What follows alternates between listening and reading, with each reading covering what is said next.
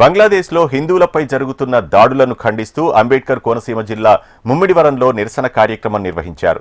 ముస్లిం సోదరులు నల్ల బ్యాడ్జీలు ధరించి నస్రుల్ ముమినీవరా జమేపుల్ మసీద్లో ప్రార్థనలకు హాజరయ్యారు. బంగ్లాదేశ్లో అరాచకాలకు పాల్పడుతున్న వారిపై కఠిన చర్యలు తీసుకోవాలని నినాదాలు చేశారు. ఐక్యరాజ్య సమితి, భారత ప్రభుత్వం హిందువులపై దాడులు ఆపాలని బంగ్లాదేశ్ పాలకులను హెచ్చరిస్తున్నారన్నారు.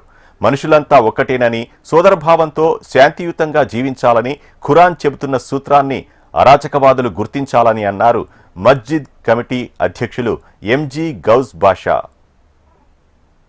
అందరూ నల్ల బ్యాడ్జీలతోటి ఈ జుమా శుక్రవారం రోజు చేసుకునే ప్రత్యేకమైన ఈ ప్రార్థన ఈ నల్ల బ్యాడ్జీలతోటి నిరసన తెలియజేస్తూ మేము చేసుకోవడం జరుగుతుంది.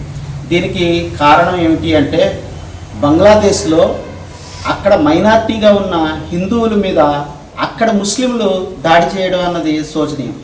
ఇది చాలా దారుణమైన విషయం. ఒక మనిషి మీద ఒక మనిషి దాడి చేసి అన్యాయంగా చంపడం ఇస్లాంలో ఎక్కడా కూడా దానికి అనుమతి లేదు. అలాంటి పనులు అక్కడ జరుగుతున్నాయి. వాళ్ళు చేసేవాళ్ళు ముస్లింలు అలాగ చేయడం అన్నది మేము చాలా బాధపడుతున్నాం.